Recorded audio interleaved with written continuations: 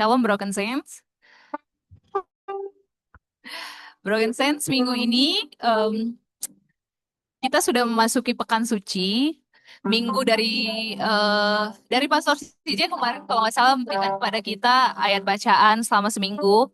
Dan kiranya kita bisa bersama bisa merenungkan setiap pasal dan ayat yang kita baca pada hari lepas hari.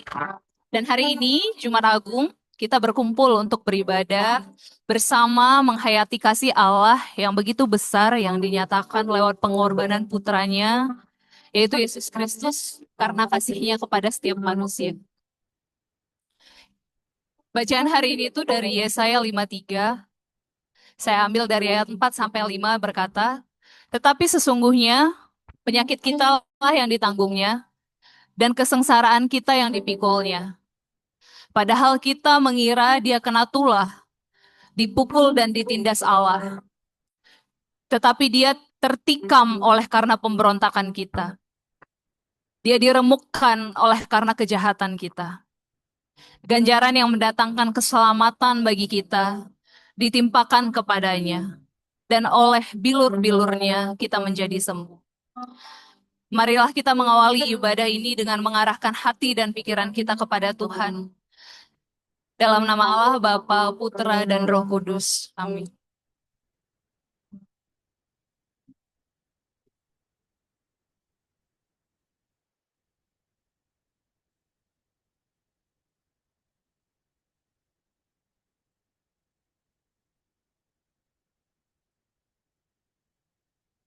Berjuang dengan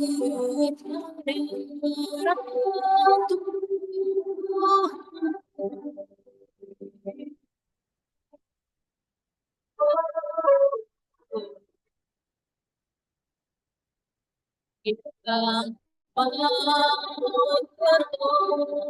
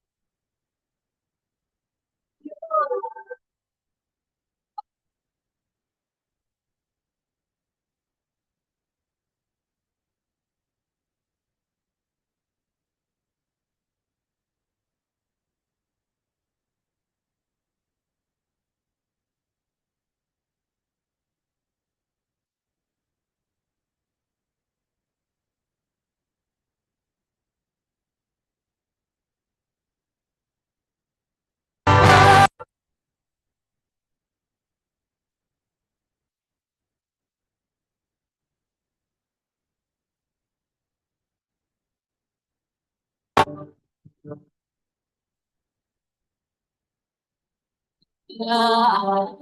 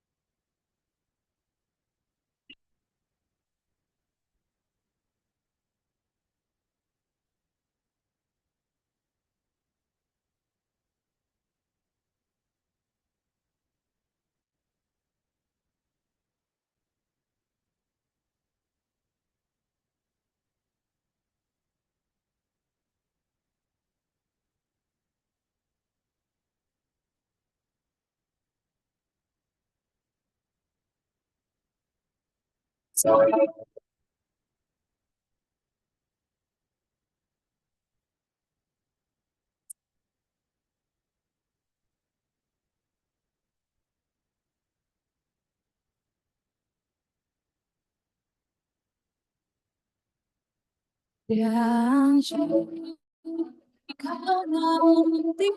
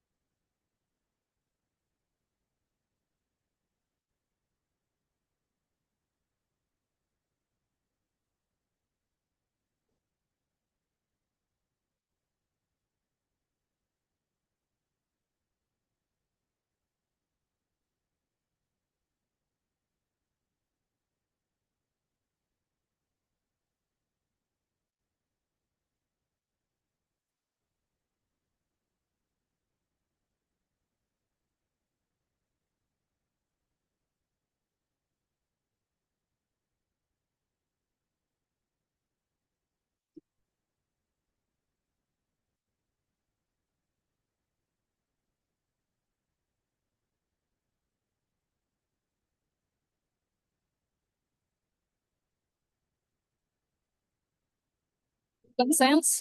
Marilah kita bersama-sama untuk mengikrarkan pengakuan iman rasuli. Bersama dengan seluruh tubuh Kristus, gereja-gereja dari segala zaman dan tempat. Bersama kita berkata, saya mengundang jemaat untuk berkata, aku percaya kepada Allah, Bapa yang Maha Kuasa, Khalik langit dan bumi, dan kepada Yesus Kristus, anaknya yang tunggal Tuhan kita, yang dikandung dari Roh Kudus, lahir dari anak darah Maria, yang menderita sengsara di bawah pemerintahan Pontius Pilatus, disalibkan, mati dan dikuburkan, turun ke dalam kerajaan maut. Pada hari yang ketiga, bangkit pula dari antara orang mati, naik ke sorga, duduk di sebelah kanan Allah, Bapa yang Maha Kuasa. Dan dari sana ia akan datang untuk menghakimi orang yang hidup dan yang mati. Aku percaya kepada Roh Kudus, gereja yang kudus dan am, persekutuan orang kudus, pengampunan dosa, kebangkitan daging, dan hidup yang kekal. Amin. Silakan duduk.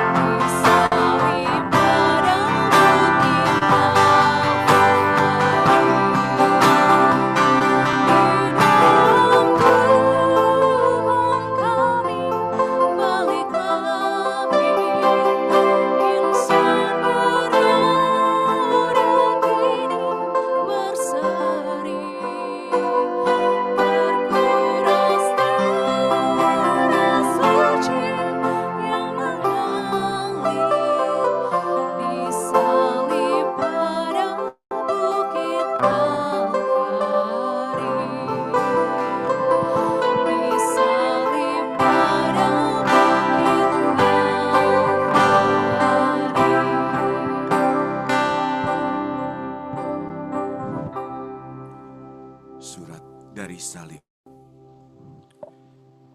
dari Tuhan Yesus untukmu yang kukasihi. Anakku, tahukah kau bahwa saat paku menembus tanganku, yang terbayang di mataku bukan pengkhianatan, bukan cemoohan, tapi wajahmu. Di Taman Getsemani, aku menangis hingga peluhku berdarah. Bukan karena takut pada salib, tapi karena aku tahu, meski aku mati bagimu, kau tetap bisa memilih menjauh. Di pengadilan aku dibungkam, dagingku dicambuk, punggungku terkoyak. Mahkota duri menembus kepalaku karena aku ingin menggantikanmu yang seharusnya menanggung semua itu. Tapi anakku, mengapa setelah semua itu kau masih mengejar bayang dunia?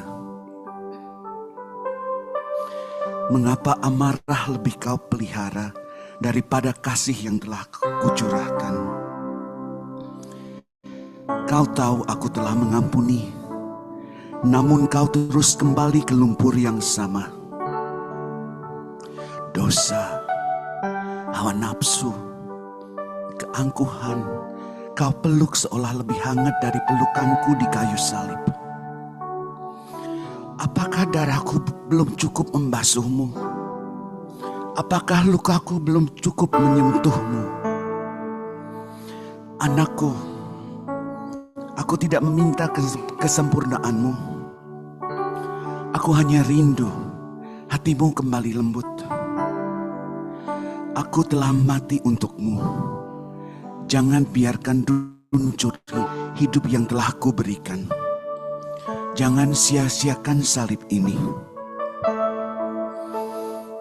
Pulanglah, aku menunggu di tempat yang sama dengan kasih yang tak berubah, pelukan yang tak pernah menolakmu. Dengan darah, dengan air mata, dan dengan cinta yang kekal. Yesus yang tersalib demi kasih. Bapak dan Ibu Saudara, kita ambil waktu sejenak untuk merenungkan setiap kata yang telah kalian dengar.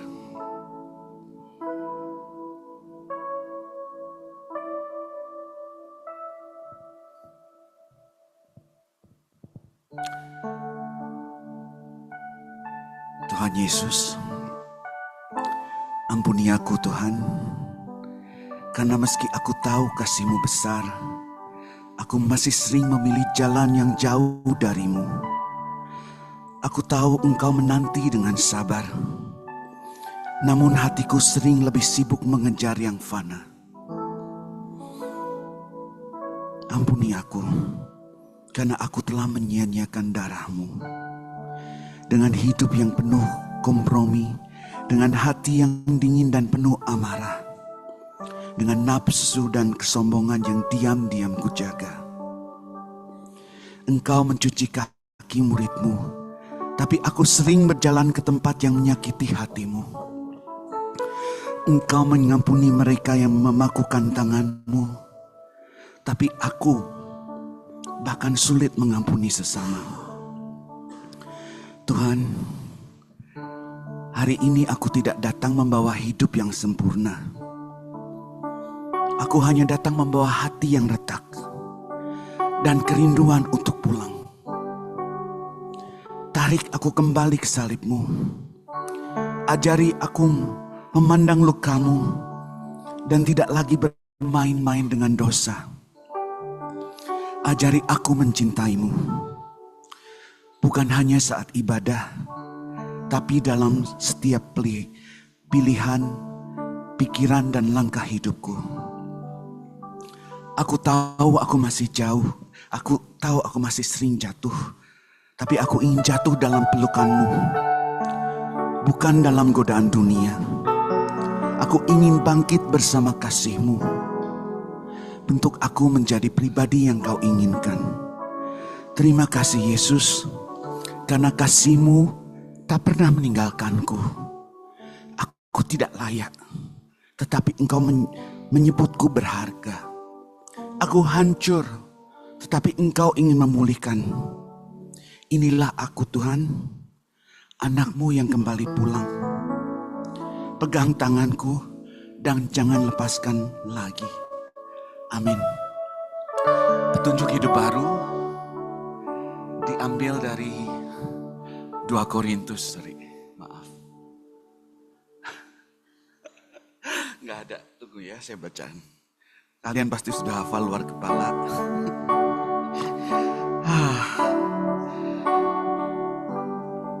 Kita dipanggil bukan hanya untuk diampuni, tapi juga untuk diubah dan diperbarui dalam Kristus. Mari kita pegang janji firman Tuhan dalam 2 Korintus 5 ayat 17. Jadi siapa yang ada di dalam Kristus, ia adalah ciptaan baru. Yang lama sudah berlalu, sesungguhnya yang baru sudah datang. Hari ini, marilah kita bangkit sebagai pribadi baru. Bukan lagi diperbudak oleh dosa, tetapi berjalan dalam kasih karunia dan kebenaran Tuhan. Kiranya Jumat Agung ini menjadi titik balik dalam hidup kita semua. Tuhan Yesus memberkati.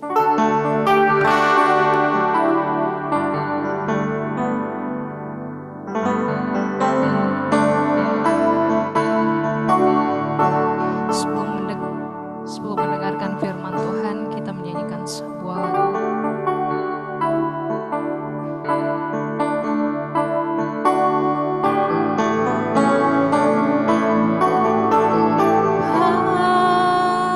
Adakah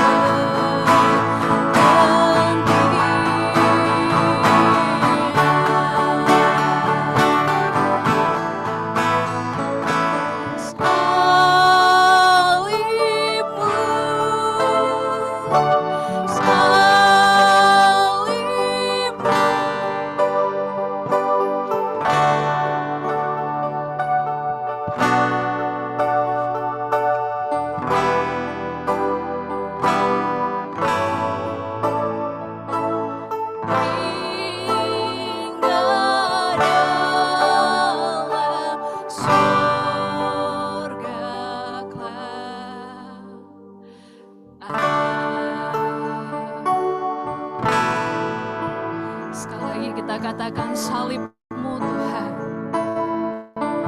Salib-Mu Yesus. Salib.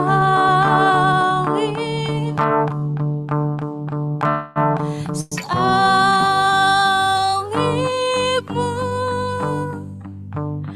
yang ku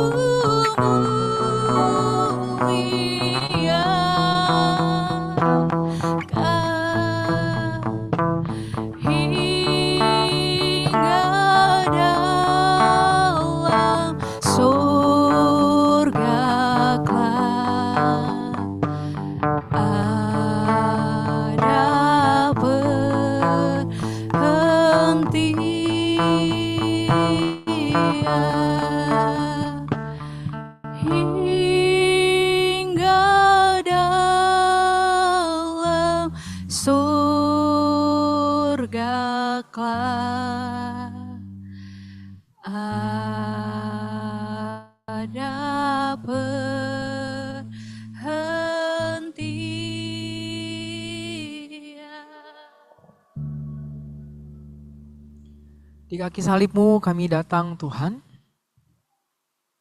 membawa seluruh hidup kami yang telah ditebus oleh pengorbanan anak-Mu. Membawa seluruh celah, seluruh kebanggaan, masa lalu, kini, masa depan. Membawa semua aspeknya sebagai persembahan kami. Bicaralah kepada setiap kami, izinkan kami duduk diam, menjadi murid yang baik, dan mengambil bagian kami yang terbaik, yakni kebenaran firman-Mu. Pakai bibir lidah hamba-Mu, Tuhan, tidak pernah karena kuat gagah manusia firman Tuhan disampaikan. Oleh karena itu kiranya roh kebenaran sendiri yang mengajar kami, yang memberkati kami, yang mendidik kami, yang mengarahkan kami. Terima kasih Bapa. Hanya di dalam nama Yesus, kami siap mendengar firman-Mu, duduk dekat kaki salib-Mu.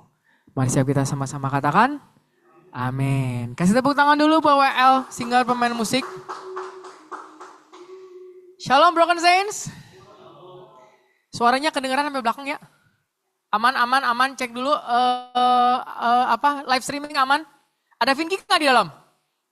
Aish. Orang Jumat Agung dia malah sakit, istrinya ulang tahun dia malah sakit, bener-bener ini ya. Dia sedang memikul salib Kristus di dalam lambungnya yang lemah itu. Selamat datang Broken Saints di ibadah Jumat Agung. Sungguh satu sukacita besar bisa kembali melayani Broken Saints semua. Dan izinkan pertama saya mengapresiasi keterlibatan Broken Saints dalam renungan harian di sepanjang minggu ini. Terima kasih karena sepanjang minggu ini kita sebenarnya setiap hari ada renungan gitu ya. Hari ini Jumat Agung belum karena khotbah, nanti kita renungin lagi. Nexius. Dan Broken Saints kita semua sudah tahu lah ya apa judul khotbah saya hari ini gitu ya. Si Mesias jelata dan lusuh sejarah keselamatan dari bawah. Coba ini saya next dulu gimana sih? Belum connect nih. Udah on. Hai, tunggu dulu. Back gimana back? Coba back gimana back? Hah? Udah on kan? Nggak salah saya, betul nggak? Iya, nggak usah, nggak apa-apa. Oke, Broken Saints dari judulnya sudah kelihatan ya pendekatan apa yang akan saya pakai dalam khotbah saya hari ini. Pendekatan apa, Freddy? Pendekatan apa? Miskin. Pendekatan postkolonialisme gitu ya. Jadi dan hari ini saya ingin membicarakan tentang keselamatan, tapi bukan keselamatan individual, melainkan keselamatan komunitas. Begitu. Dan Broken Saints, motivasi saya membahas khotbah Jumat Agung dalam lensa yang demikian, itu bukanlah untuk sok-sokan membuat kontroversi yang berbeda atau sok-sokan mencari perspektif yang sensasional, bukan. Motivasi saya justru adalah karena saya ingin kembali ke inti pesan Jumat Agung. Broken Saints, perayaan Jumat Agung bagi saya adalah perayaan kasih mula-mula. Kenapa? Sebab disinilah kita memulai semua jernih kita sebagai orang percaya. Karena kita bertemu dengan Juru Selamat yang mati di atas kayu salib yang menebus kita karena kasihnya. It all start from there. Maka kali ini sebenarnya saya ingin mengajak kita semua untuk kembali bertemu dengan kuasa salib itu. Dan jika bisa, sebisa mungkin mari kita kembali jatuh cinta dengan pesan yang disampaikan oleh salib itu. Dan bagi saya, cara yang paling clear untuk bisa kembali kepada pesan salib yang mula-mula itu adalah justru dengan pendekatan postkolonial. Kenapa? Next. Karena pada esensinya salib adalah usaha membebaskan manusia dari perbudakan dosa. Salib adalah usaha menjembatani Allah dan manusia yang selama ini digolongkan sebagai terpisah jauh sejauh surga dan neraka.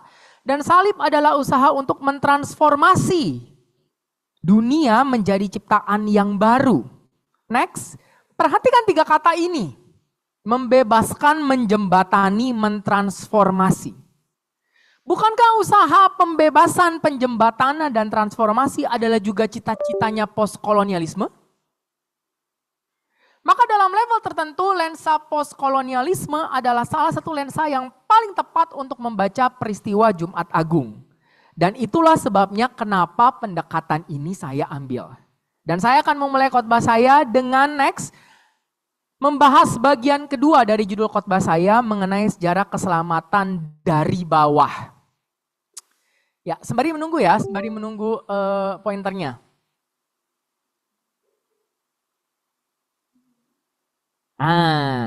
Oke. Ternyata pointer yang tadi bagaimana itu, kenapa itu? Seperti Vinky lemah. Canda bro, canda. Apa sih sejarah keselamatan? Bapak Ibu, Broken Saints, Alkitab kita tuh terdiri dari 66 kitab. Di dalamnya ada 31.102 ayat. Ditulis dalam 3 bahasa, Ibrani, Yunani, Aram. Ditulis oleh 40 penulis Alkitab yang berbeda dalam rentang waktu 1500 tahun menurut perhitungan waktu klasik menggunakan gaya bahasa yang beragam. Ada hukum, ada sejarah, ada puisi, ada nyanyian. Name it, semuanya ada di dalamnya. Maka Alkitab kita itu luas sekali dan gak connect lagi. Nah, harus begitu rupanya ya. Maka Alkitab kita itu luas sekali Bapak Ibu, beragam sekali, kaya sekali. Tapi 66 kitab yang luas dan beragam dan kaya ini diikat oleh satu meta narasi yang sama. I don't know what's wrong. Man, I really don't understand what's wrong. Ketutup ya. Nah, coba ya. Coba teks sekali lagi. Gitu. Mundur sekali, coba. Maaf ya intermezzo. Maaf Mr. Mickey. Dan 66 kitab yang luas ini diikat oleh satu meta narasi yang sama, sejarah keselamatan. Nah, pandangan reform itu percaya bahwa di sepanjang penulisannya dari Kejadian sampai Wahyu, Alkitab sebenarnya berbicara kasih sayang Allah.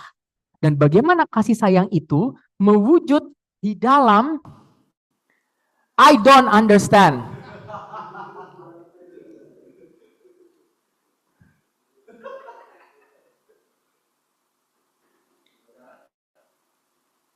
Ya, next aja deh bro, udah lah, next, gue nyerah, next. Ya. Jadi sekali lagi ya, pandangan reform percaya 66 kitab yang berbeda diikat oleh satu meta narasi yang sama yang namanya sejarah keselamatan. Apa sejarah keselamatan? Simple, kasih sayang Allah mewujud di dalam tindakan nyata yang menyelamatkan. Allah bukan cuma sayang, Allah sayang plus menunjukkan kasih sayang, membuktikan kasih sayangmu dengan tindakan keselamatan Allah. Di dalam sejarah, baik di dalam sejarah personal seperti kisah hidup para tokoh-tokohnya maupun sejarah bangsa, sejarah Israel. Jadi menurut pandangan reform, kalau kita baca semua bagian Alkitab, intinya sebenarnya narasinya sama dikisahkan dalam cerita yang berbeda. Yaitu bahwa Allah mengasihimu dan bahwa Allah yang mengasihimu mengasihi dalam tindakan nyata yang menyelamatkanmu. Ini sejarah keselamatan. Kalau kamu mau tahu seperti apa Allah, baca Alkitab. Dan seperti apa Allah sayang kamu dan Allah sayangnya nyata dengan menyelamatkanmu. Kalau kamu baca seluruhnya, itu akan nyata di dalam semuanya. Dan lebih jauh, pandangan Reform juga percaya, next, bahwa seluruh sejarah keselamatan, dari Kejadian sampai Wahyu, sebenarnya menunjuk kepada satu tokoh. Juru selamat Yesus Kristus yang adalah kasih sayang Allah sendiri, di-embodied di dalam daging. Di dalam tindakan keselamatan Allah yang paling agung, next, yaitu penebusan kayu salib. Maka next, Jumat Agung, itu dilihat sebagai akumulasi puncak dari sejarah keselamatan Allah Kejadian sampai Wahyu. Maka tidak mungkin bicara Jumat Agung tanpa bicara soal sejarah keselamatan. Itu dulu. Kenapa akhirnya di hari Jumat Agung ini kita harus ngomongin sejarah keselamatan. Menariknya kalau kita perhatikan dari awalnya, kita akan sadar bahwa sejarah keselamatan itu selalu diceritakan dari perspektif bawah. Dari perspektif kaum marginal yang terpinggirkan dan teraniaya. Next. Wah, ini saya akan banyak next ini. Tetap nggak bisa ya? Oke. Jangan dipencet-pencet lagi ya. Agak bingung saya kalau nggak. Baik, hal ini kelihatan banget dari awal nih, dari kitab Kejadian, begitu ya. Dari bagaimana Allah memilih Set, anak ketiganya Adam dan Hawa. Jadi anak Hawa bukan cuma Kain Habel ya, ada anak ketiganya Set sebagai pembantu. Nah kalau kita bandingkan Kain sama Set, it's clear as day bahwa Kain itu ada di atasnya Set. Kain disebutkan sebagai orang pertama yang membangun peradaban. Keturunan-keturunan Kain itu orang-orang kenamaan. Bapak orang yang diam dalam kemah, memelihara ternak. Bapak semua orang yang main kecapi dan suling. Bapak semua tukang tembaga dan tukang besi. Semua peradaban itu lahir dari Kain. Sementara hanya ada 2 deskripsi yang diberikan Allah mengenai keturunan Set. Yang pertama Henok yang hidup bergaul dengan Allah. Yang kedua Nuh. Ia memberi Nuh kepadanya karenanya anak ini memberi kepada kita penghiburan dalam pekerjaan kita yang penuh apa? Susah payah di tanah yang dikutuk Allah. Nah kalau kita bandingkan 2 deskripsi ini kelihatan yang mana yang atas dan yang mana yang bawah. Tapi tetap Allah memilih Set. Dan keturunannya sebagai bagian dari sejarah keselamatannya. Hal yang sama juga terjadi dalam kasus bapak orang beriman, Abraham. Tuh yang keturunannya sebanyak bintang di langit. Alkitab tidak pernah menggambarkan Abraham sebagai orang hebat, broken sense. Dia adalah seorang mandul yang memulai semuanya dari nol dengan menjadi pendatang di tanah asing di usia yang renta. Dan ketika Abraham mengikuti Allah dan datang ke Kanaan, dia bukan orang kaya. Dia adalah orang miskin yang juga menderita kelaparan dan harus ikut mengungsi ke Mesir bersama dengan jutaan orang kelaparan yang lain. Maka si pendatang di tanah asing sekarang menjadi pendatang yang lebih asing lagi di tanah yang lebih asing lagi karena kemiskinan. Dan ada satu karakteristik orang miskin yang juga dimiliki oleh Abraham. Ketiadaan kekuasaan. Dan ketiadaan kekuasaan ini ditunjukkan ketika Abraham terpaksa harus berbohong tentang siapa dia dan istrinya untuk menyelamatkan dirinya sendiri. Kata Abraham kepada Sarah, engkau cantik, aku tahu. Di negeri yang tidak ada hukum yang menjamin keselamatan kita, kamu bisa direbut kapan saja, aku bisa dibunuh kapan saja. Maka demi keselamatan kita berbohonglah, katakanlah aku saudaramu. Sekilas pandang, dari pembacaan kita sama ayat ini, yang kita yang sudah hidup di zaman modern dengan kemampuan membela diri yang dijamin sama HAM, hal yang dilakukan Abraham ini tuh terlihat seperti salah dan pengecut. Pengecut banget sih Abraham ini. Tapi di zaman itu ketakutan Abraham itu real. Pada masa itu sekali lagi tidak ada hukum yang dibuat untuk membela orang asing yang miskin. Maka sebagai pendatang yang miskin, Abraham benar-benar bisa kehilangan segalanya dalam sekejap mata tanpa protes. That's the reality. Abraham simply doesn't have privilege to preserve his own life and his own wife with dignity. Dan itu terbukti dari bagaimana Firaun benar-benar ngambil Sarah. Jadi ini bukan ketakutan yang tidak terbukti. Si raja ngelihat Sarah, nafsu diambil. That's it. Gak ada protes. Kalau Sarah tidak berbohong, believe you me, Abraham sudah lama mati. Dan ingat, kalau bukan karena ditekan oleh kekuatan yang lebih tinggi, yakni kekuatan Allah, Firaun gak mungkin mengembalikan Sarah. Tidak mungkin. Maka kisah Abraham adalah kisah seorang teraniaya yang harus menghalalkan segala cara curang untuk bertahan hidup, sebab sistem hukum dan kehidupan tidak didesain untuk adil kepadanya. Itu Abraham, dan itu yang Tuhan pilih sebagai bagian dari sejarah keselamatan. Hal yang sama juga ditunjukkan sama Yakub. Kita tahu Yakub dikenal sebagai sosok yang licik. Dan salah satu kelicikan Yakub adalah ketika dia mencurangi ternak milik mertuanya sendiri, Laban. And the story goes like this. Yakub itu bekerja sebagai gembala domba di bawah Laban mertuanya. Suatu hari Yakub memutuskan untuk menjadi mandiri terpisah dari Laban dan tidak diberi izin sama Laban. Karena Laban tahu dia sukses karena Yakub. No. Maka Yakub meminta satu permintaan. Oke, beri saja padaku domba yang coreng-coreng, yang bintik-bintik, yang belang-belang. Alias domba yang tidak putih. Dalam pikiran Laban, satu, domba yang kayak begini gak ada nilainya. Murah banget, siapa yang mau beli domba yang gak putih. Dan kedua, domba kayak gini langka.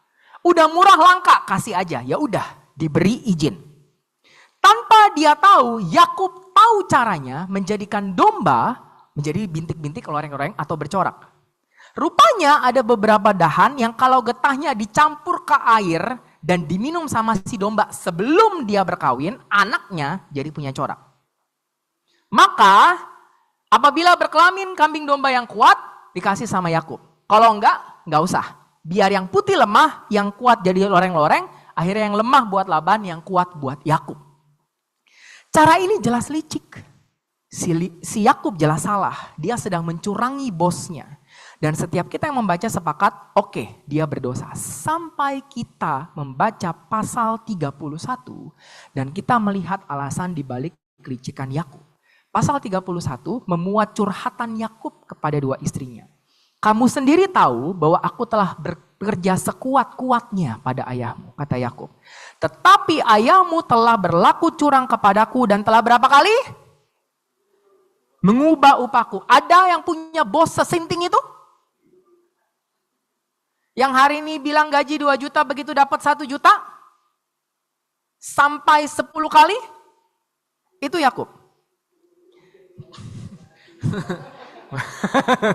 Jangan curhat. Dan di ayat-ayat berikutnya disampaikan bahwa rupanya cara menjadikan domba bercorak itu datangnya dari mimpi yang dikasih Allah.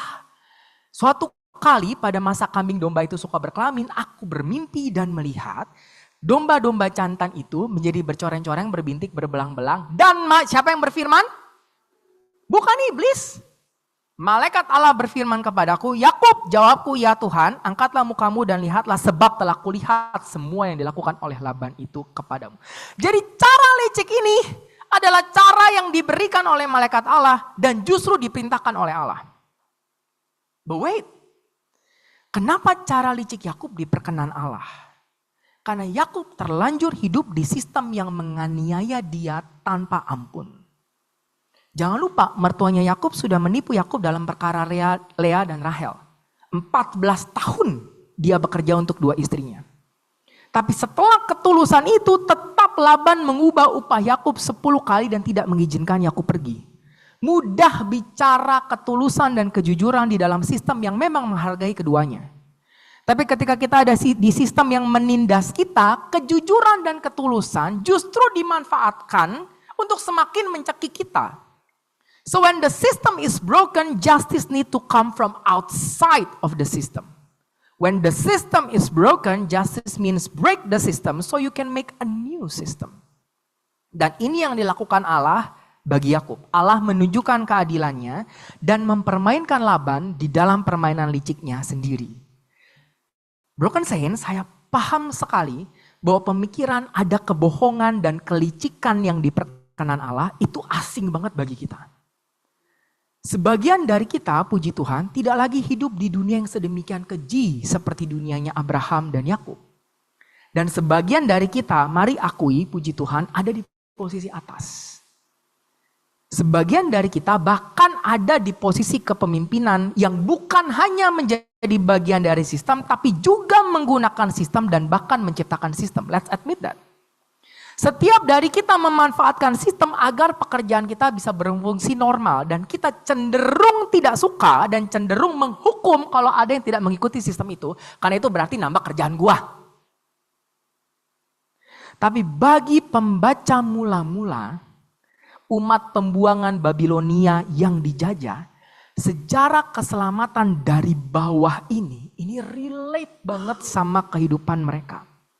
Mereka paham banget rasanya ketiadaan power yang menjadikan kita bisa semudah itu kehilangan istri, semudah itu kehilangan nyawa.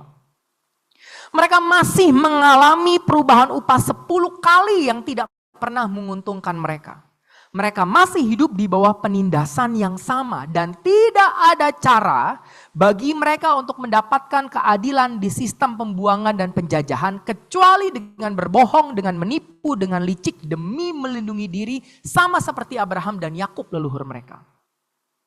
Sama seperti tidak ada cara bagi orang Chinese tahun 98 kecuali dengan menulis kata pribumi besar-besar di depan pintu. We have no power. Semudah itu. Ya itu salah, itu tidak jujur, itu memalukan. Tapi tidak ada cara lain untuk bertahan hidup. Kehidupan tidak cukup berbelas kasihan kepada Abraham, kepada Yakub, kepada umat pembuangan untuk memberikan kepada mereka dignity untuk hidup jujur dengan sederhana dan sejahtera. Jadi bayangkan betapa besarnya penghiburan mereka tatkala mereka sadar bahwa Tuhan mereka tuh memahami dilema ini. Tuhan mereka bukan hanya mengerti ketidakberdayaan mereka, Tuhan mereka bahkan memberikan keadilan bagi leluhur mereka yang tengah ditindas. Itulah sejarah keselamatan yang dibaca oleh umat pembuangan. Sejarah keselamatan dari bawah. Dan karakteristik bawah ini konsisten banget di seluruh PL dan PB. Allah tidak pernah memilih posisi atas untuk mewahyukan sejarah keselamatannya. Sejarah yang untuk pesan keselamatannya selalu adalah sejarah penindasan, kemiskinan, ketidakberdayaan, sejarah perjuangan kaum kecil. Lihat semua tokoh yang lain. Yusuf, kurang tertindas apa dia? Jadi budak, di penjara, dibuang sama saudara sendiri. Bangsa Israel yang diperbudak 400 tahun. Bagaimana dengan Daud yang diremehkan oleh ayahnya sendiri? Ruth, yang janda, yang miskin, yang asing. Esther, yang harus menyembunyikan identitas Yahudinya. Ayub, yang kehilangan segalanya. Bagaimana dengan Daniel, Sadrak, Mesak, Abednego, yang dibuang ke dapur perapian dan goa singa? Atau murid-murid Tuhan Yesus, yang nelayan, yang pemungut cukai.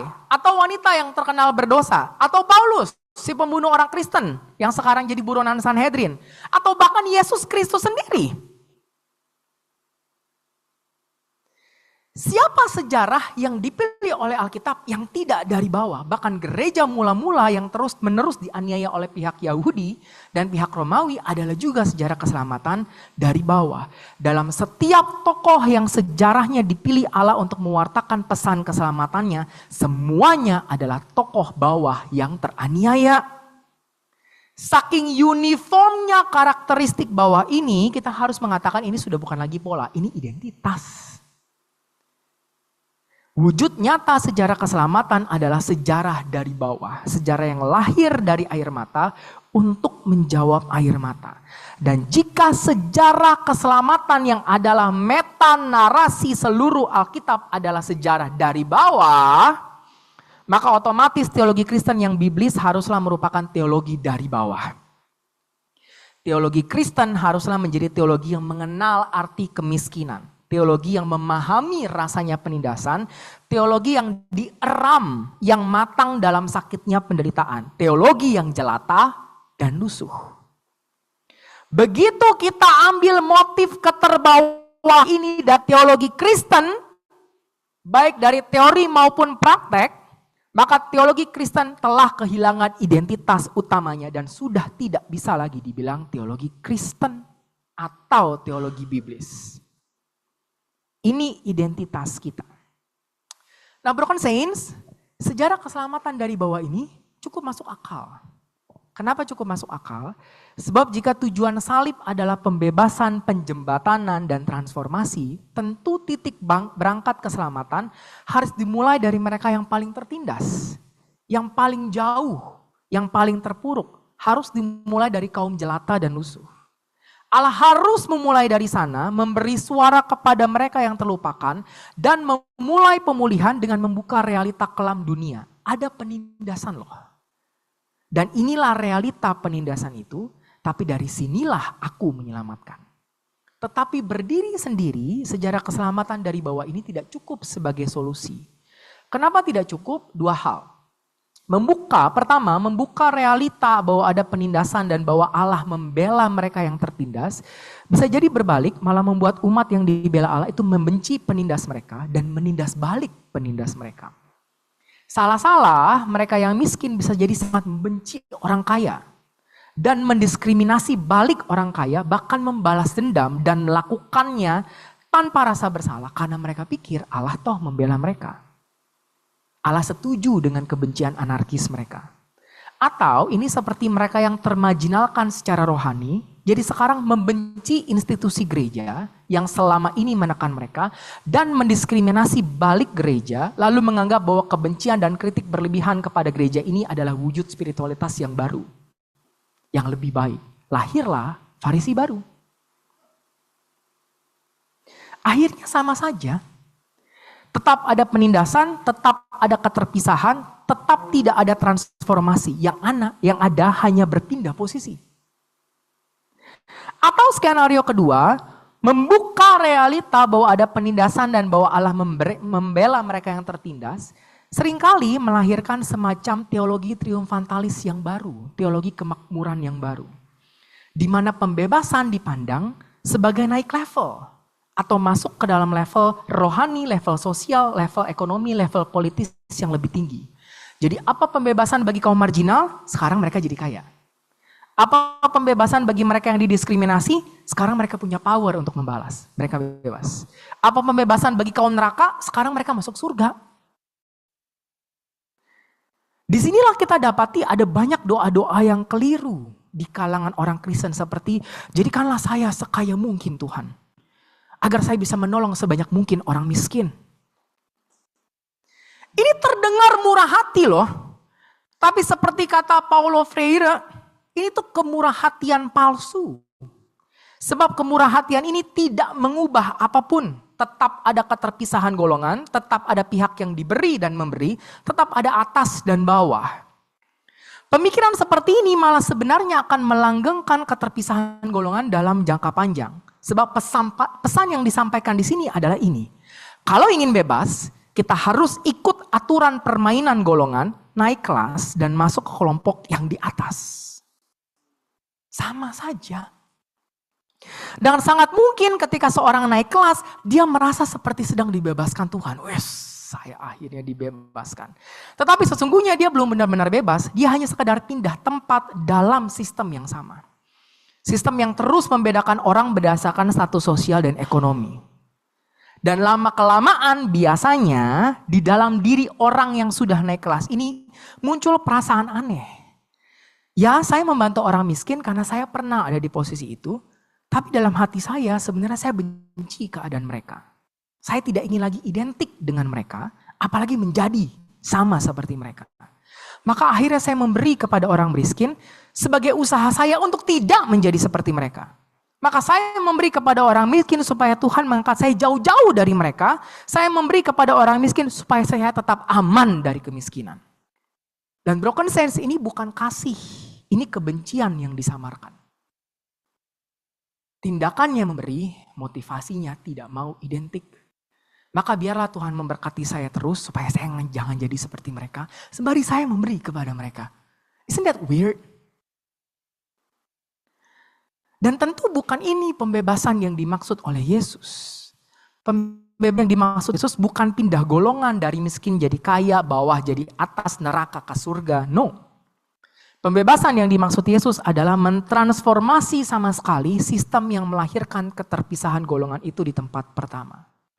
Itu sebabnya kenapa memberi tidak pernah jadi solusi akhir. Pertanyaan yang paling sering ditujukan kepada salib adalah, kenapa Yesus gak kasih pengampunan aja sih? Buat apa sih drama inkarnasi, mati di atas kayu salib, bangkit ini gitu? Untuk apa? Kalau memang manusia berdosa dan kamu ingin mengampuni dan ada padamu kemampuan untuk mengampuni, ya ampuni saja. Ribet amat hidup. Kalau tujuannya hanya sekedar memindahkan golongan dari dosa ke kudus, dari bawah ke atas, dari neraka ke surga, tentu Yesus bisa lakukan itu mudah.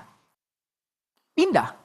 Tapi kalau tujuannya adalah untuk mentransformasi, membuat kita mempertanyakan realita, kenapa sih harus ada atas bawah? Kenapa sih bahkan Allah dengan manusia harus terpisah? Kenapa kita harus menggolongkan diri sebagai dosa dan kudus? Kenapa hidup harus surga dan neraka? Membuat kita mempertanyakan realita itu dan mencipta dunia di mana manusia jadi agen aktif perubahan yang meniadakan keterpisahan golongan.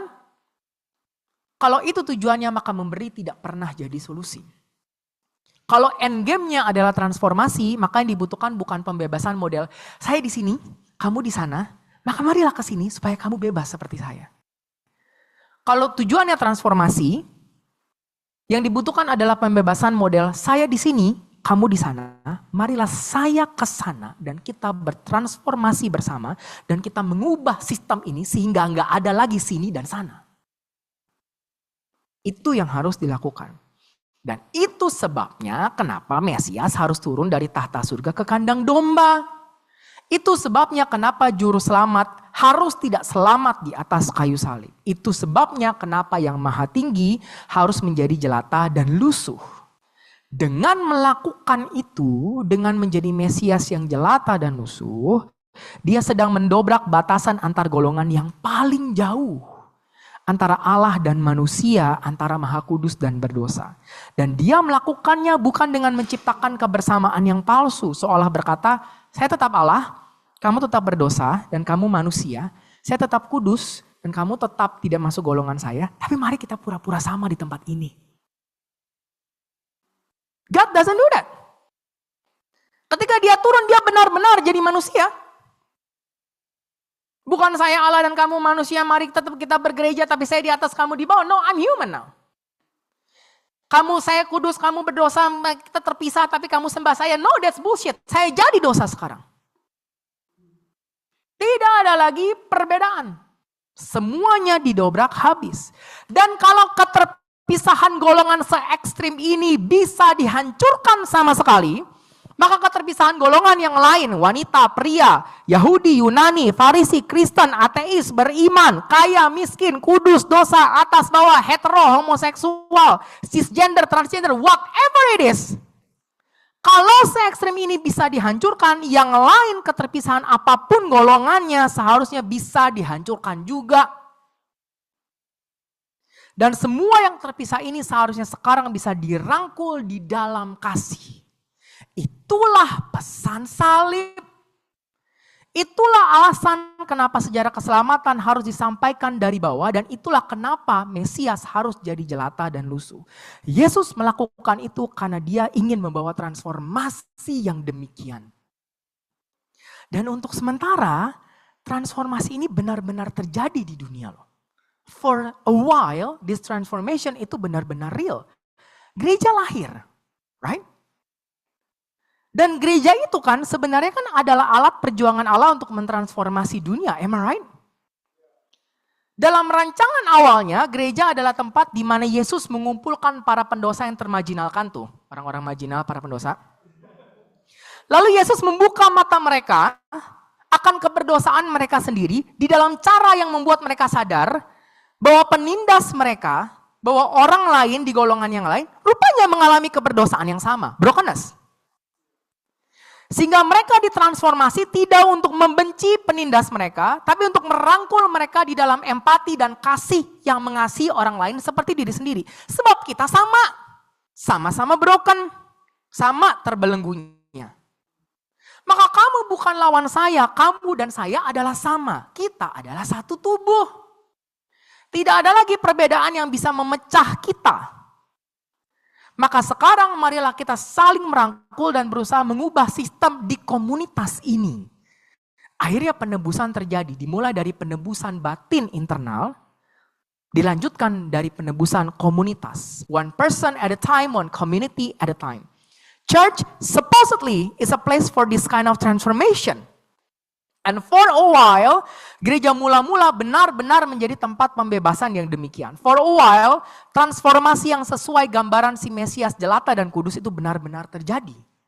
Kolose 3 bilang begini, jangan lagi kamu saling mendustai karena kamu telah meninggalkan manusia lama dan telah mengenakan manusia baru. Dan ini tidak bicara soal individual, saya jadi manusia baru, sekarang saya berdoa, sekarang saya tidak lagi berdosa. No, ini ngomongin soal kehidupan komunal. Kalau kamu manusia baru, udah gak ada lagi Yunani Yahudi. Udah gak ada lagi orang bersunat tidak bersunat. Kita semua, Kristus adalah semua dan di dalam segala sesuatu. Bersunat kamu Kristus, tidak bersunat kamu Kristus. Kita satu tubuh. Hal yang sama juga disampaikan Galatia 3:26-28. Sebab kamu semua adalah anak-anak Allah. Kalau kamu anak-anak Allah, kamu mengenakan Kristus. Dan lagi-lagi, aplikasinya bukan doa personal. Aplikasinya adalah kalau kamu anak-anak Allah dan mengenakan Kristus, gak ada lagi orang Yahudi ini. Tidak ada lagi perbedaan. Karena kamu semua adalah satu di dalam Kristus Yesus. So it works. It can work. Ini bukan angan-angan, ini bukan impian muluk-muluk yang utopis. It already work.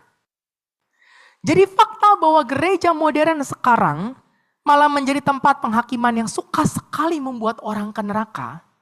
Suka sekali ngatain orang kamu ke neraka, kamu berdosa, whatever it is. Suka sekali mendiskriminasi orang atas nama kebenaran. Suka sekali mengkhotbahkan perbedaan antara orang yang beribadah dan yang tidak. Orang yang memberi perpuluhan dan yang tidak. Fakta bahwa gereja menjadi tempat seperti itu is an irony of cosmic proportions. Because it's not supposed to be like that.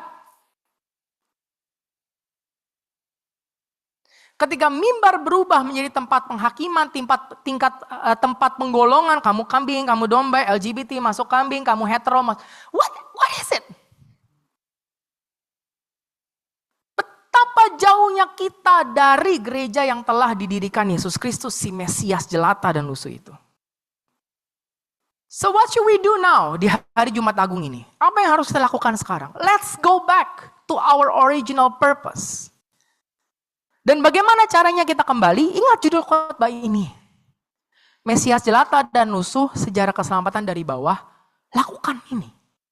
Do this and let's go back. Pertama, hendaklah kita kembalikan sejarah keselamatan ke bawah. Karena for some reason sekarang keselamatan itu adalah bagi mereka yang ada di atas. Bagi mereka yang ibadahnya nyaman. Bagi mereka yang bisa kasih perpuluhan. Bagi mereka yang cukup kaya untuk bisa datang KKR, whatever it is. Kembalikan sejarah keselamatan ke bawah. Ingat, identitas teologi Kristen adalah teologi dari bawah. Teologi yang dekat dengan kemiskinan, penderitaan, penganiayaan, air mata. Jadi jangan menjauh dari semua itu. Tapi justru berilah penderitaan, suara kepada penderitaan itu dari mimbar ini. Bergumulah bersama mereka yang dianiaya dan izinkan pergumulan itu membentuk pesan firman Tuhan gereja. Kalau firmanmu soal berkat, kamu telah melupakan sejarah keselamatan dari bawah. Jangan pindahkan gereja dari komunitas yang mengerang ke gedung, ke mall. Kembalikan gereja ke komunitas. Bangun gereja di tengah perumahan, di tengah komplek. Dan izinkan pergumulan ekonomi jemaatmu, pergumulan sosial mereka, pergumulan politis mereka, kehidupan sehari-hari mereka menjadi tema khotbah gereja dan motif utama pelayananmu. Kita mau buat program apa kali ini? Mari buat KKR, stop! Turun, dengarkan tangisan jemaatmu, itu yang jadi programmu. Haruskah 1000 kali KKR? But after that, transformation. Ajar jemaatmu untuk tidak playing victim. Atau membenci kehidupan, atau membenci golongan lain, atau melihat dirinya sebagai korban dari golongan lain, maka dia harus dibalas supaya saya impas. No. Atau ajar jemaatmu untuk tidak lagi melihat pembebasan sebagai naik kelas sosial. Naik kelas ekonomi, naik kelas politis. Atau untuk abandon dunia yang tidak adil dan pergi ke surga sana. Stop teaching that. Sebaliknya ajar mereka untuk mengejarkan transformasi sekarang, di sini, di bumi. Ajar mereka untuk meratapi natur keberdosaan manusia yang memisah-misahkan. Yang ada kepada penindas mereka, tapi juga ada dalam diri mereka. Dan jadikan ibadah gereja, jadikan pertemuan komunitas gereja sebagai cara, sebagai workshop untuk transformasi itu. Jadi perubahan terjadi from the inside out. Dimulai dari natur setiap jemaat kepada perubahan dalam komunitas. Again, one person at a time, one community at a time. Dan jika kita ingin gereja bergumul bersama dan memulai transformasi dari bawah, maka tidak bisa tidak. Sama seperti Mesias kita, gereja harus ikut menjelata dan ikut melusuh. Kalau Anda tidak siap melakukan itu, jangan jadi. Kalau dalam pikiran Anda gereja harus mega, harus besar, harus mewari, stop. Anda bukan bagian dari solusi. Maka pertobatan dan transformasi harus dimulai dari kita dulu. Sebagaimana kata Santo Lawrence dari Roma yang sering banget dikutip sama Kotim, masihkah kita melihat orang miskin sebagai harta gereja? Atau ini kutuk yang harus diubah supaya berkat? Dan ketika dia kaya baru lagi jadi harta. Kalau memang orang miskin masih jadi harta gereja, di mana hartamu berada, di situ hatimu berada. Jangan jauh-jauh dari orang miskin. Jangan jauh-jauh secara pikiran, secara nurani, secara fisik dari harta gereja itu. Tempatkan gerejamu di tengah-tengah hartanya, di tengah-tengah orang miskin. Sebentar lagi kita akan masuk ke dalam perjamuan kudus. Dan sebelum kita masuk, saya akan bacakan ayat pengantar perjamuan kudus untuk kita semua yang diambil dari Roma 6. Atau tidak tahukah kamu bahwa kita semua yang telah dibaptis dalam Kristus telah dibaptis dalam kematiannya?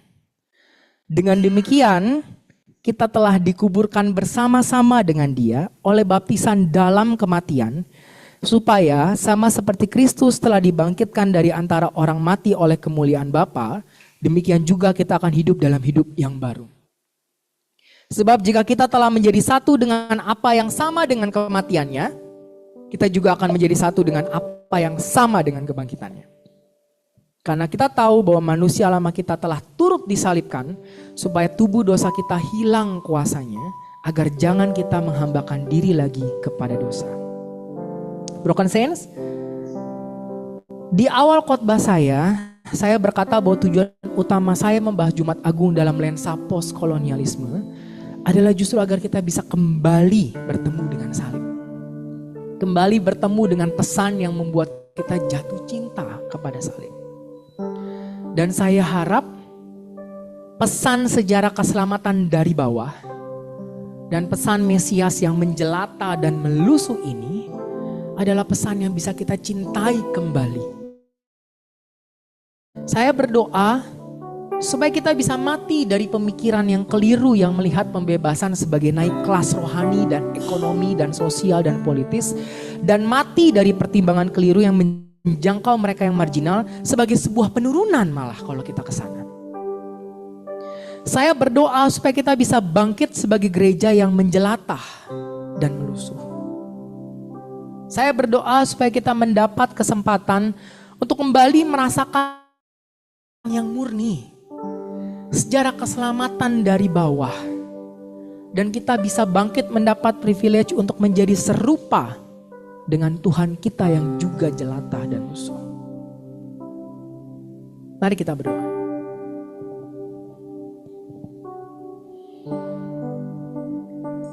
Di hari Jumat Agung ini, ketika kami melihat salib Kristus, izinkan kami sadar maksudnya Tuhan. Izinkan kami memahami ada sejarah keselamatan dari bawah. Sejarah keselamatan yang murni, yang adalah identitas kami sebagai orang Kristen.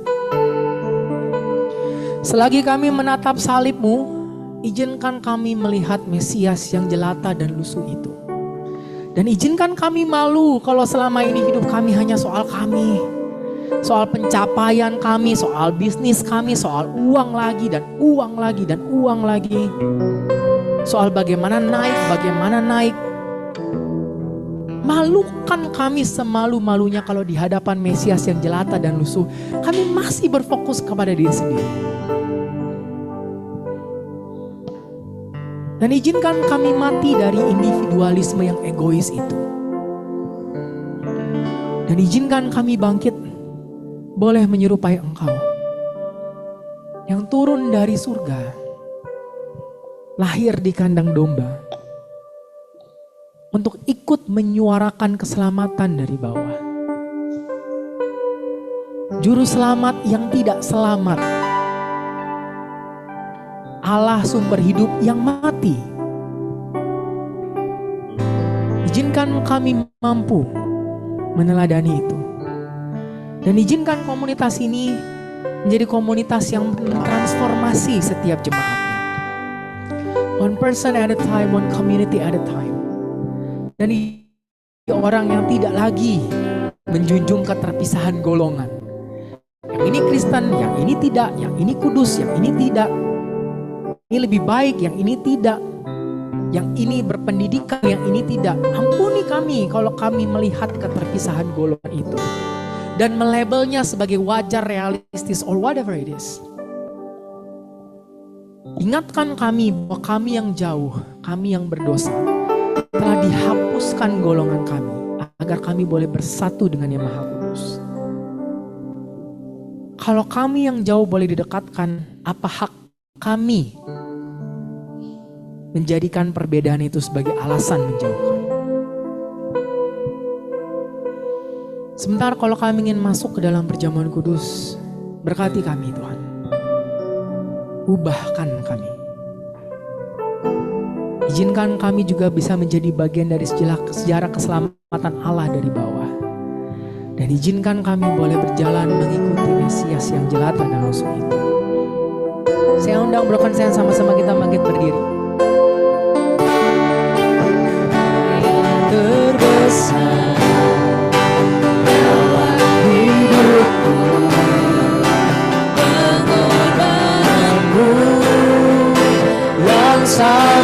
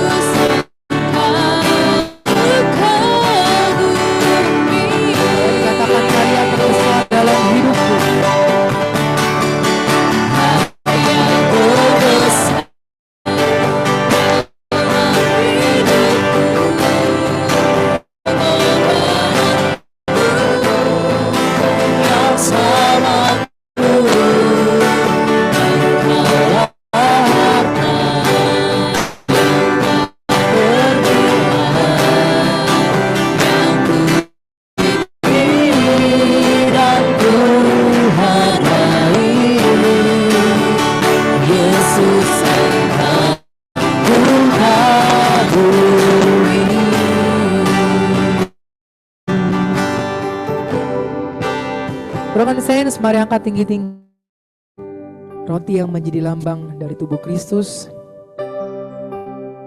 Dengan segenap iman, dengarlah firman Tuhan. Sebab apa yang telah kuteruskan kepadamu, telah aku terima dari Tuhan, yaitu bahwa Tuhan Yesus pada malam waktu ia diserahkan, mengambil roti, dan sesudah itu ia mengucap syukur atasnya. Ia memecah-mecahkannya dan inilah tubuhku yang diserahkan bagi kamu, perbuatlah peringatan akan aku. Mari kita makan bersama-sama roti yang menjadi lambang dari tubuh Kristus di dalam iman.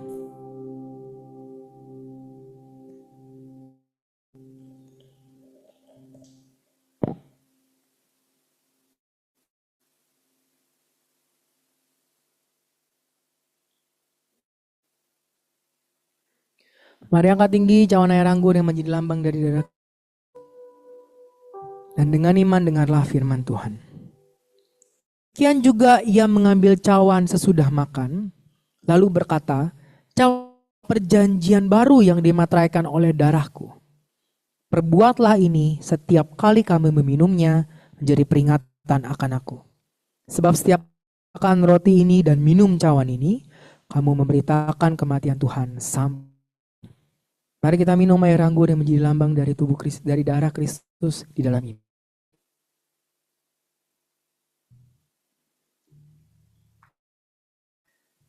Mari ambil waktu sejenak untuk mengucap syukur kepada Allah.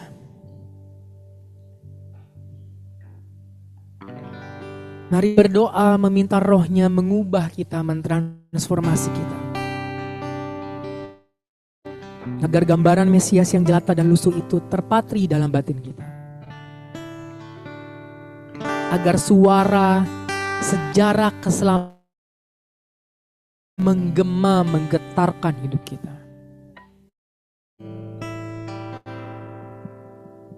Agar kita tidak lagi bagi golongan yang terpisah, tapi meratapi pisahan itu dan bertobat dari keterpisahan.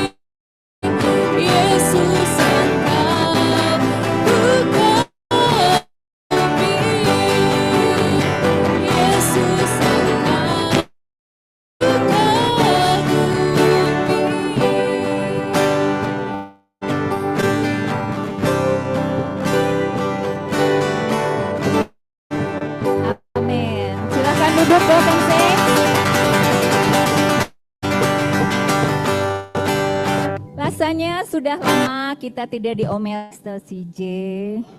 Galak sekali dia, padahal kita tuh mestinya sedih-sedihan, you know. Emosional dan sebagainya. Melin, sedih memang. Dan saya ada di sini, saya mohon maaf sebelumnya kalau saya terpaksa harus uang lagi. Oke, bahan. Saya memberikan tema The Jar, the Treasury, and the Living Altar. Oke, dalam Yohanes pasalnya kita tidak akan membacanya, tapi kita tahu bahwa kisah Maria yang melakukan pembasuhan dengan minyak nawastu yang sangat mahal. Gitu. Nah, kita melihat bahwa Maria melakukan sesuatu yang nampaknya nggak masuk akal di dalam logika manusia. Dia mengambil minyak nawastu senilai upah 1 tahun dan memecahkannya ke Yesus. Maria memberikan sesuatu yang dia tidak bisa mendapatkannya kembali. Gitu. Tidak diukur, tidak disimpan, sedikit aja disisain tidak, apalagi dikalkulasi. Jadi dalam kan ia melakukan sesuatu yang bukan hanya kewajiban, sebagai ekspresi kasih dan penyembahan. Tapi ada lagi yang lebih utama, dia melakukannya sebagai antisipasi akan dan penderitaan Kristus yang akan datang. Di sisi lain, Yudas yang melihat kejadian itu, Dia memegang kas. Dan dia mengajukan kritik. Biasa kita sebagai manusia, kita mengajukan kritik yang, bukan kita dengan Yudas, kita kritik yang terdengarnya bijaksana gitu. Mengapa minyak ini tidak diberikan kepada orang miskin? Mungkin Yudas pada saat itu mendengarkan khotbah tentang gimana Maria Mesias itu memulai dari bawah. Lusuh. Jadi kenapa ini minyak kok dibuang-buang begitu saja gitu kan? Bukankah kita bisa melakukannya untuk orang yang lebih membutuhkan? Come on. Gitu. Nah, namun kitab Yohanes menyatakan bahwa ada motif bunyi.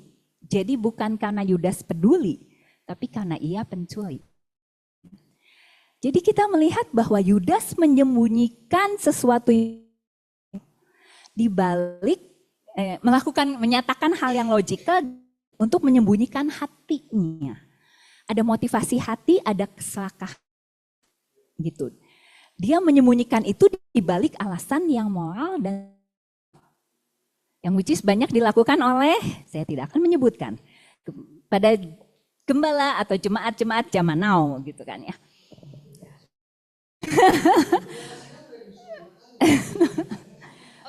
Untuk pastor tim sebagai gembala sidang. Untungnya saya bukan, jadi saya masih bisa. Ya nggak sih. Nah, jadi kita melihat bahwa ternyata persembahannya logik. Gitu. Di sini kita melihat ada ketegangan dialektik gitu kan ya. Udah gue ketegangan dialektik bahwa di balik yang kelihatannya logikal, kemudian kritik yang logikal, itu ternyata bisa jadi sesuatu yang kita lakukan dengan pembelian yang bijak itu sebetulnya dengan motivasi hati yang tidak kelihatan gitu ya. Bentuk dari pertahanan gitu terhadap tindakan penyerahan. Karena yang dilakukan adalah satu tindakan penyerahan diri. Jadi yang sejati bukan hanya bicara tentang pengelolaan, tapi juga bicara surrender. Gitu. Offering is not just about what we lose, gitu. Bukan hanya tentang itu, tapi di siapa di dalam proses persembahannya. Ketika kita memberi, kita menjadi siapa? Apa motivasi hati kita? Sudah dikatakan dalam khotbahnya Pastor CJ, banyak yang melakukan pemberian menyembunyikan satu tindakan moral tertentu gitu, atau ada korupsi hati yang tidak kelihatan gitu kan. Padahal persembahan semestinya menjadi bukan cuma tindakan tapi sebuah transformasi. Dan itulah yang terjadi kepada Maria. Dan dalam Roma 12 itu adalah penyempurnaan dari ketegangan ini bagi saya gitu kan, antara Maria dan motivasinya Yudas. Persembahan bukan hanya tentang benda, tapi tentang hidup yang everyday, sepertinya misi kita tentang embracing Christ daily gitu, di dalam kita sehari-hari gitu. Dan itulah bentuk ibadah yang sejati. Jadi broken saints, marilah saat ini di Jumat Agung, tadi kita sudah ambil bagian dalam perjamuan kudus, kita melakukan persembahan, kita hanya ingat satu hal, kita mau meneladani apa yang melakukan. Dia memberikan tubuhnya sebagai persembahan yang hidup. Bukan sekedar tindakan finansial, tapi kita yang sudah mendapatkan cinta dari Dia, biarlah kita juga melakukannya. Bank BCA Digital, kode bank sekian pasti sudah dihafal semuanya, sudah ada di dalam daftar rekening bank. Bisa silahkan ditransfer. Tuhan Yesus memberkati.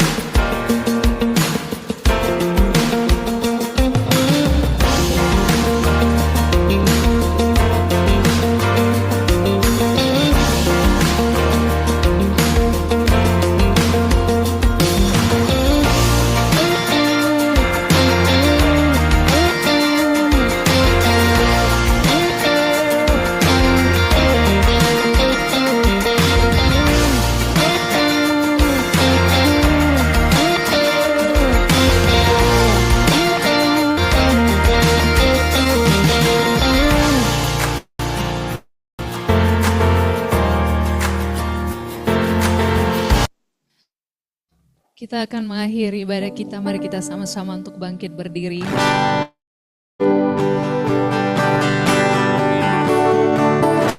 Karya terbesar dalam hidupku, pengorbananmu memakanku.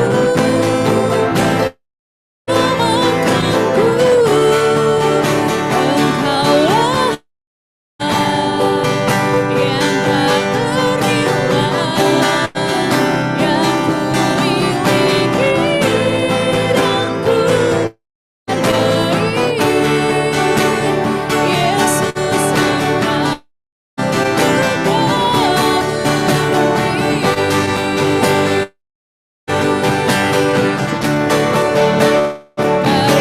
ku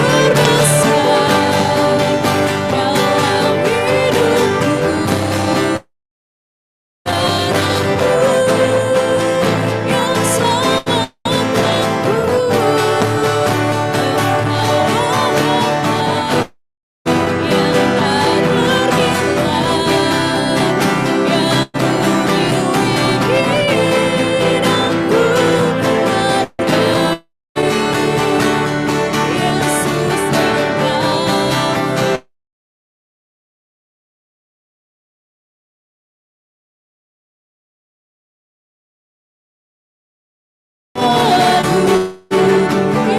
Engkau Yesus Engkau, Yesus Engkau, ku kagumi.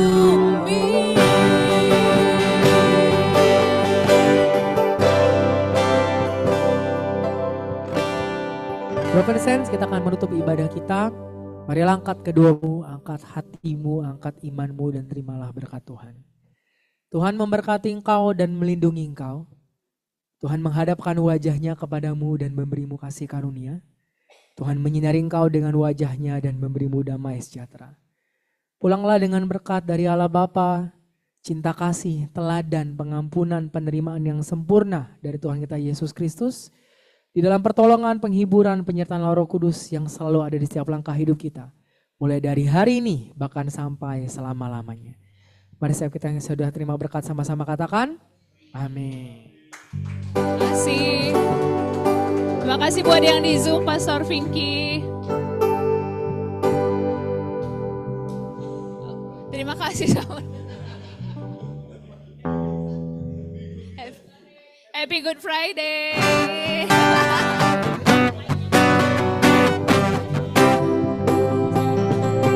Yang pelayanan stay di sini ya. Kita mau apa?